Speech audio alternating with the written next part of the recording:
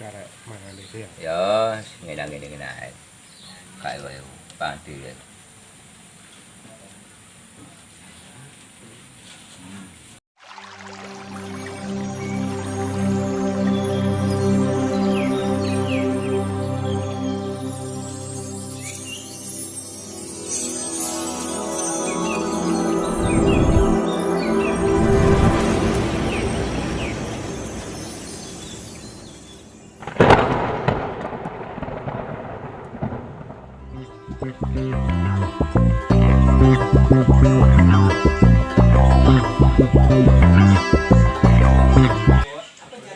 Assalamualaikum warahmatullahi wabarakatuh. Jumpa lagi bersama kami Kaulane Gusti 99.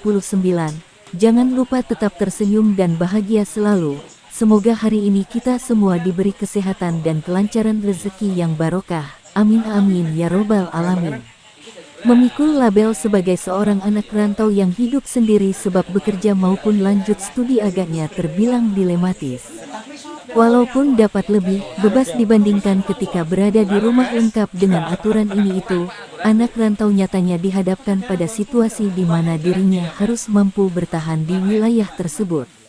Salah satu hal yang paling lekat dengan kehidupan anak rantau adalah soal makan. Ada yang cenderung membeli makan, namun ada pula yang kerap memasak sendiri. Nah, inilah keuntungan jika kamu memasak sendiri saat mengadu nasib di perantauan. Kamu dapat mengatur keuangan menjadi lebih ekonomis dan praktis. Kamu dapat mengasah kemampuan memasak seiring dengan frekuensi memasak. Kamu dapat menyesuaikan jenis makanan dan cita rasanya dengan selera pribadi.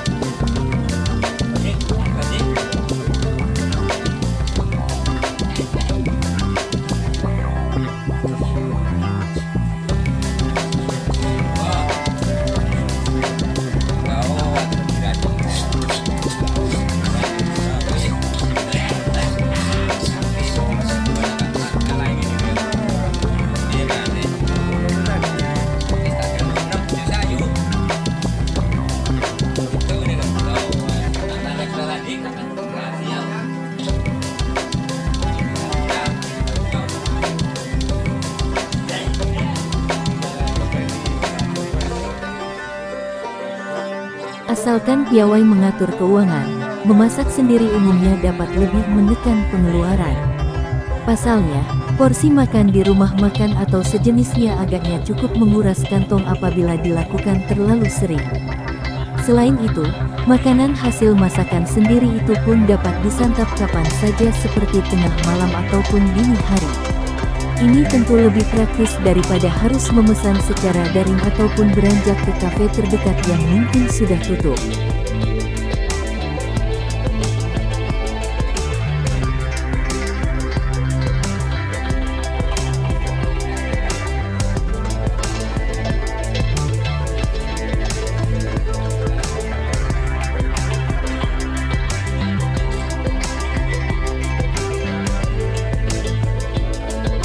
Dunia kuliner memang menawarkan beragam pilihan makanan dengan cita rasa yang bervariasi. Kendati demikian, tak jarang masakan yang akrab di lidah si anak rantau malah susah ditemukan di wilayah tersebut. Jikapun ada, cita rasanya kadang malah berseberangan. Untuk menyiasatinya yakni dengan membeli bahan masakan lalu mengolahnya sendiri. Alhasil, cita rasa dan jenis makanannya dapat ditakar sesuai selera. Mantap. Cuma tentua kak Isa masak. Hai ya. Nih. Ya sini lagi lo suasanai perantauan gitu. Sarawak deh. Malaysia.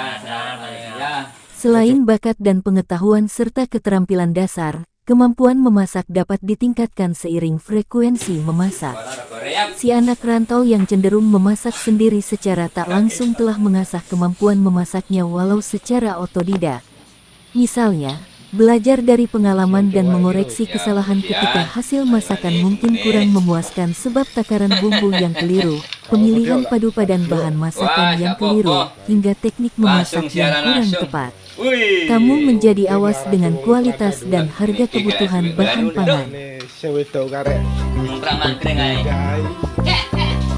Cewek tekari mungkrang mangkring ae. Wes, Jenenge Mas Agung. santen, Santen cair. Asri Jepang tambahin nah. mantep lur, danujan santen iwat jair.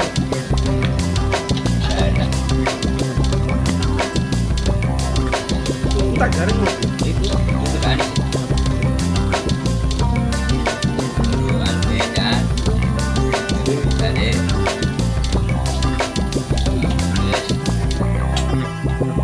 Mari lur karek ngenteni mateng iki lur. Ya, gimana kan?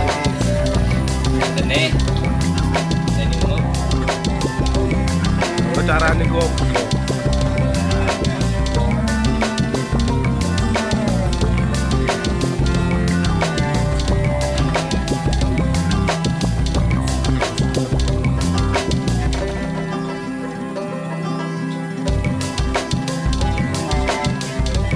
Ini pemainnya kok deh, santen. Ya.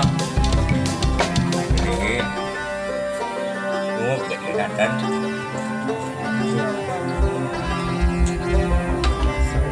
Wah, restoran Bandung apa sih? Mantan restoran Lasana Jaya. Oh, bener. Oh, santan ini Nur, nyaman Nur.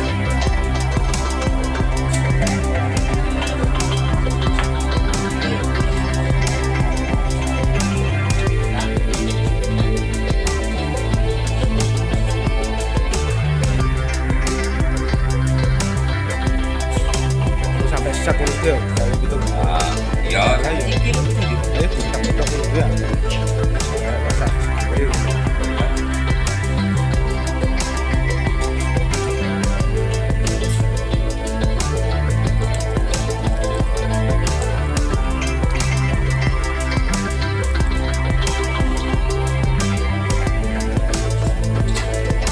Lur,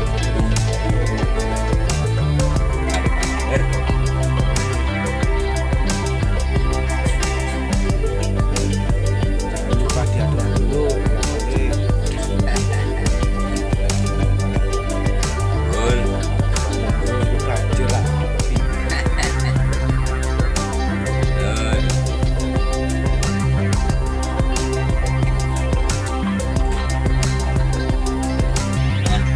Semangat masak iki lur.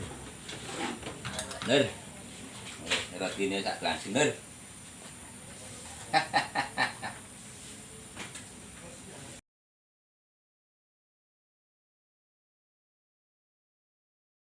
Si anak rantau tersebut berpotensi menjadi sosok yang lebih mandiri dan gesit saat berumah tangga, terutama bagi wanita untuk urusan dapur. Dia tak lagi canggung memasak hidangan untuk keluarga, menyisir pasar ikan, hingga mengatur pengeluaran bulanan. Kuat sih terus. Sebab, dia sudah kadung terlatih untuk melakukan hal tersebut ketika menjadi anak rantau yang memilih untuk memasak sendiri daripada sering membeli makan. Nah, kalau kamu berada di tim yang mana? Memasak sendiri atau beli makan saja? Nah itulah sekilas cerita tentang anak rantau, simak videonya. Bukan ada wong kene aku. Jak nomai. Moro-moro Bandungan. Dirapekno mulai. Iya, jadi saya ganti. Masalah. Oke.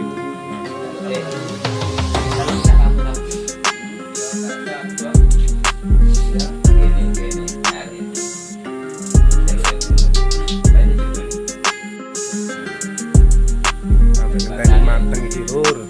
Rokokan sik. Bobol. Boleh ramu bapak.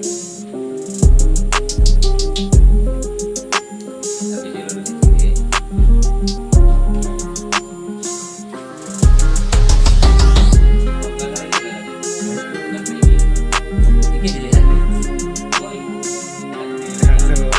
Teman di Surabaya. Pancen.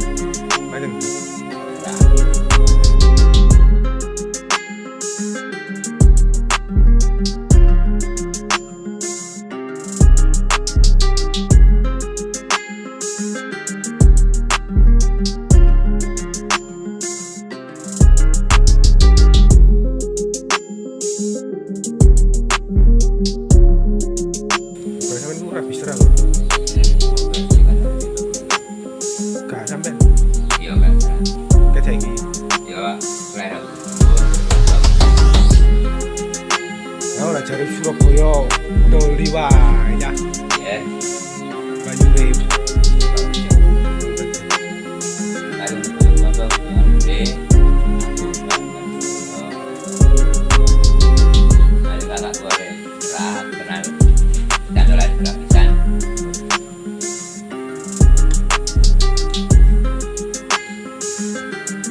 Saya tak pernah kenal lah, macam Mas kali tak jaga Surabaya.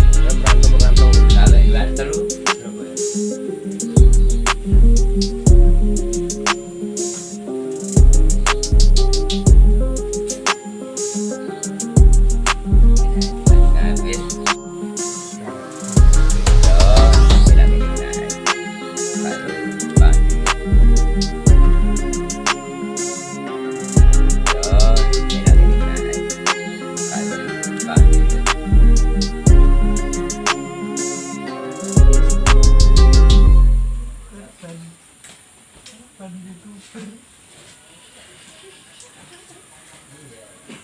Wah, mesin ya rapi nih.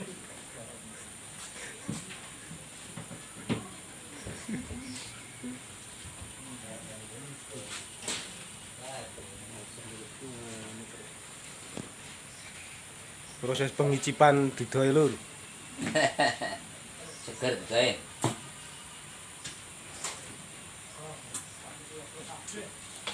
Oke, Adi. Nyacap lur. Mantap. Nah, nyacap.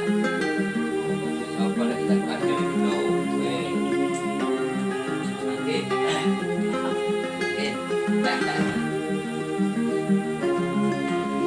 Sesibuk apapun bentuk pekerjaan yang dilakukan, jangan sampai lupa ataupun lalai dalam melaksanakan salat fardu atau salat wajib 5 waktu, yakni salat subuh, zuhur, asyar, maghrib dan isya.